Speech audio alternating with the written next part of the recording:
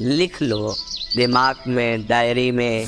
आप दुख, चिंता, शोक से ग्रसित होकर बड़ा दुख में जीवन व्यतीत करेंगे और आपकी गति बिगड़ जाएगी, दुर्गति हो जाएगी। एक उपासक और एक गृहस्थ जीवन जीने वाले हर व्यक्ति को श्री गुरु जी की ये बात जरूर सुननी चाहिए। इस प्रवचन में श्री गुरु जी ने ऐसी 12 बातों को समझाया है जिनको अगर आप अपने जीवन में नहीं निभा रहे हैं तो आपका हर सही कर्म भी अधूरा ही माना जाएगा। कौन सी हैं ये 12 बातें, चलिए जानते हैं श्री गुरु जी के मुखारविंद से इस प्रवचन में। राधे राधे। उपासक को कभी इन दोषों को अपने अंदर टिकने नहीं देना चाहिए, और जो संसार के मार्ग में चल रहे अगर इन दोषों में चलेंगे तो वो जो आपके पुण्य कर्मों से ऐश्वर्य है भी वो नष्ट हो जाएगा। आप दुख, चिंता, शोक से ग्रसित होकर बड़ा दुख में जीवन व्यतीत करेंगे और आपकी गति बिगड़ जाएगी, दुर्गति हो जाएगी। लिख लो दिमाग में, डायरी में, क्योंकि ये नोट हो रहा है, आवाज़ डाली जाएगी, आप बार बार सुन, इनसे बचिए। अपनी बड़ाई, अपनी प्रशंसा कभी अपने मुख से नहीं करना, नहीं तो आपके पुण्य नष्ट हो जाएंगे, बुद्धि भ्रष्ट माने गिर जाएगी। अगर परमार्थ में चल रहे तो भी, और व्यवहार में तो पुण्य नष्ट हो ही जाएंगे। बुद्धि गिरी हुई तभी ऐसी बात होती है। और ये दोष बहुतायत है, ये बहुत प्रभावशाली है। अपनी बड़ाई मारना, अपने मुख से कभी अपनी बड़ाई ना करना।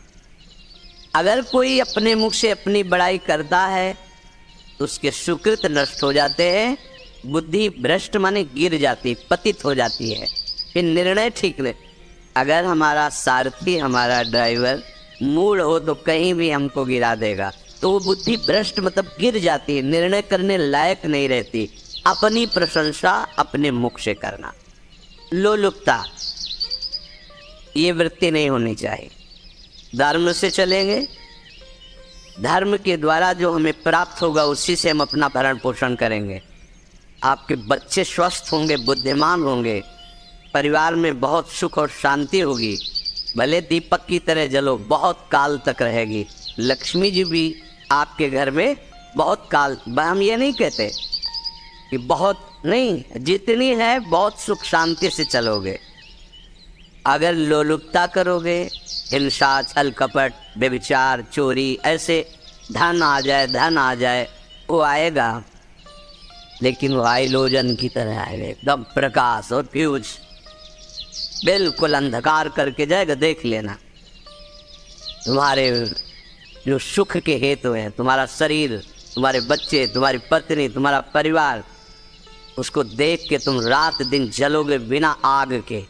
ऐसे उनके आचरण होंगे, ऐसे उनके अंग होंगे, ऐसे उनके दिमाग होंगे, ऐसा उनका व्यवहार होगा।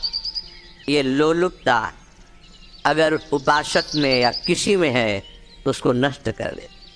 सावधान, यदि आपका अपमान होता है तो आपको उसे सहन करना होगा, उससे आपके पाप नष्ट हो जाएंगे। जो तनिक सा भी अपमान होने पर बहुत क्रोध करके दूसरे का अपकार करने लगता है, ये आपका पतन करा देगा, ये आपको फंसा देगा, हृदय जलेगा, अर्थव्यवस्था नष्ट होगी, पूरा परिवार दुखी होगा। जरा सा अपमान की संभावना में आप किसी से भी भिड़ गए, किसी से भी, वो ये प्रवृत्ति आपका पतन कर देगी। उपासक में तो अपमान सहना अमृत है, नीचा अपमानम सुधा, पर व्यवहार में भी ज़्यादा उत्तेजित मत होइएगा। ये तो कुछ मिनट की बात है, अगर आपने उसे मारा, पीटा, रिपोर्ट हुई कानून की, ओ फंसते चले जाओगे, अर्थ जाएगा, समय जाएगा, चिंतन जाएगा, बहुत तरह से हानि हो जाएगी। अगर आप सह गए तो आपका सहना उसके लिए आग बन जाएगा। उमा क्षमा सापा होते भारी, तुम्हें दंड देने की जरूरत नहीं, उसका एक कर्म ही उसे दंड दे देगा। आप शांत हो जाइए, आप सत्संगी हैं, आप शांत रहिए। द्वेष भरी बातें, द्वेष भरे क्रियाएं, उन्हीं का चिंतन करके जलते रहना क्रोध से। उपासक को तो क्रोध करना ही नहीं चाहिए, बहुत शांत। ठीक है, अभ्यास में कभी क्रोध हो सकता है, उसको भी समन करो, अंदर से प्रायश्चित जैसा कि अब गलती हुई, आगे नहीं करेंगे। और व्यवहार में भी क्रोध को आप पीना सीखें। अगर बार बार आपका क्रोध प्रकट होता ही रहेगा, आपका स्वभाव बिगड़ जाएगा, आपके पुण्य नष्ट हो जाएंगे, आपका जीवन नष्ट हो जाएगा। देने वाला उतना दे देगा, आपको आनंदित रहो। पैसा खर्चा सब पूरे जीवन का विध्वंस मचा दिया क्रोध ने। कहीं भी आप देखो, किसी से क्रोध करके देखो, फिर देखो तुम्हारा भजन चल रहा है, तुम्हारी वो आनंद वृत्ति है, नहीं जलोगे। ये क्रोध जो है, ये चाहे व्यवहार में हो चाहे परमार्थ में, दोनों की हानि करने वाला है। आश्रित जनों की रक्षा ना करना। अगर कोई हाँक कर आपके पास आ गया है, कोई पशु पक्षी या कोई मनुष्य, आपको चाहिए कि अब चाहे हमारे पहले प्राण जाए, उसकी रक्षा करेंगे। जैसे कोई पशु पक्षी किसी भय से आपके सीमा के अंतर्गत आ गया है, अब उसकी रक्षा करनी है आपको। अगर आप स्वयं मार देते हैं या मरवा देते हैं, या आपके सुकृत नष्ट कर देगा, या आपकी दुर्गति का कारण बन जाएगा। अगर वो पाप कर्म आपके द्वारा मन में प्रेरित हो रहे हैं, संकल्प बन रहा है, क्रियाएं हो रही है, दुर्गति पक्की, पुण्य नष्ट हो जाएंगे, दुख अशांति बढ़ती चली जाएगी, कभी शांति नहीं प्राप्त कर पाएंगे। ऐसा नहीं कि जो मन में आवे सो करे। पापाचरण निडर और उत्साहित होकर करना, अगर ऐसे लक्षण है, निश्चित दुर्गति होती है। संभोग का ही चिंतन करना, संभोग में ही मन लगाना, संभोग दूसरी स्त्रियों के साथ करने की भावना रख। रात दिन बैठे बैठे बस यही चिंतन कर, गंदी बातों का, गंदी बातें देखना, गंदी बातें सुनना, गंदी बातों का चिंतन करना। फिर अन्य माताओं बहनों के प्रति काम दृष्टि से देखना। कोई आ जा रही है तो दृष्टि से, काम भाव से देखना, भोग बुद्धि से देखना, निश्चित पुण्यनाश, दुर्गति। बड़े बड़े उदाहरण इतिहास में है, जिन्होंने ऐसा दृश्य नेत्रों से देखने की चेष्टा की, मन में संकल्प किया भोगने का, नष्ट हो गए, चाहे वो कितने बड़े प्रतापी हो। विषमता रखने वाला सब भगवत स्वरूप है। समान व्यवहार, जैसे आपके भोजन है तो जो आप पा रहे वही सबको दे, बैठने की व्यवस्था, उठने की व्यवस्था, क्रम बाई क्रम, पर उसको भी नीच भाव से मत देखिए। उस कोटि का उसको प्यार दीजिए, दुलार दीजिए, सम्मान दीजिए। इतनी विषमता न फैलाते रहें अपने जीवन में कि आप सबके निंदा के पात्र बन जाए।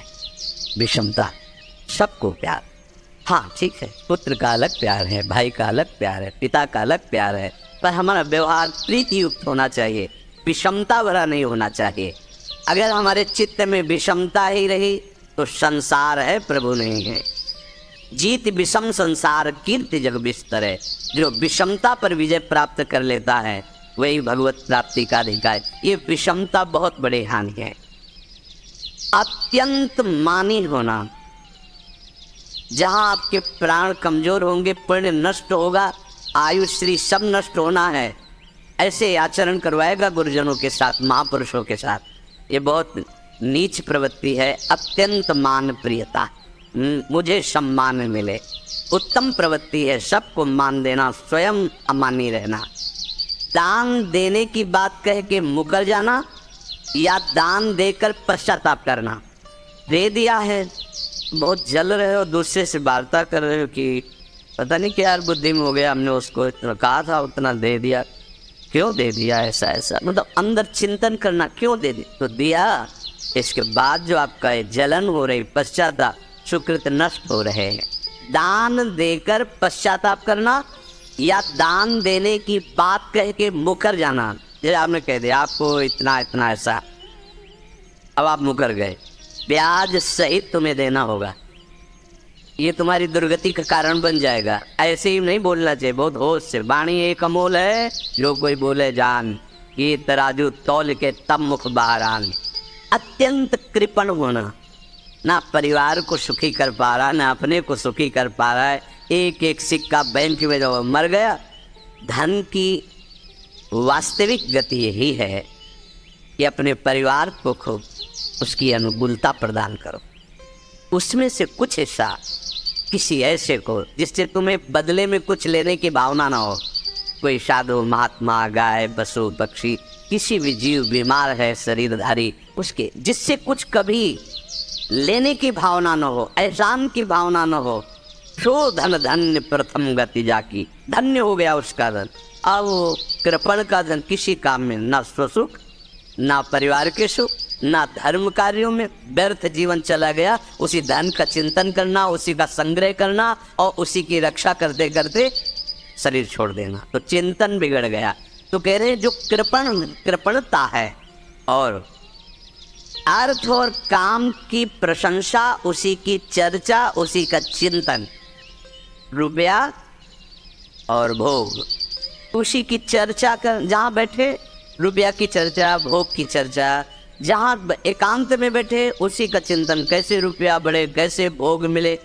और अगर अवसर मिला तो रुपया अधर्म से आवे चाहे धर्म से, उसको इसकी कोई परवाह नहीं।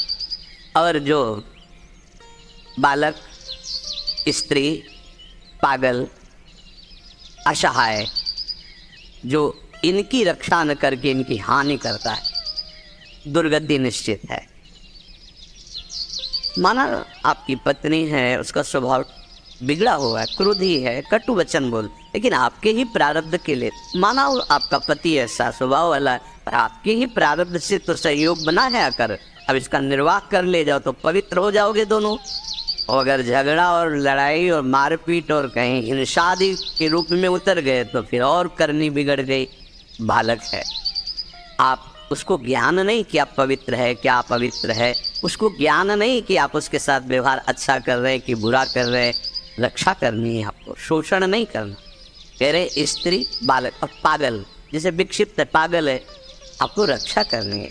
अगर आपने इन दोषों को स्वीकार किया तो निश्चित आपकी दुर्गति होगी, न इस लोक में आपको शांति मिलेगी न परलोक में। इसलिए इन दोषों को बार बार सुन करके और हृदय में जांचो कि कहीं है तो नहीं, अगर है तो सत्संग, भजन बल, भगवत प्रार्थना के बल से इन दोषों का त्याग कर दो, जीवन मंगलमय हो जाएगा। आशा है पूज्य श्री गुरु जी का ये प्रवचन आपके लिए बहुत लाभकारी होगा और आप प्रवचन की इन बातों को अपने जीवन में उतारकर इसका सकारात्मक लाभ उठाएंगे। श्री गुरु जी के इस प्रवचन से हुए अनुभव को आप चाहें तो कमेंट बॉक्स में लिखकर हमारे परिवार के साथ व्यक्त कर सकते हैं। श्री गुरु जी के मुखारविंद से हमें आध्यात्मिक ज्ञान की प्राप्ति ऐसे ही होती रहे, भगवान से यही प्रार्थना है। आप सबको प्रेम भरा राधे राधे।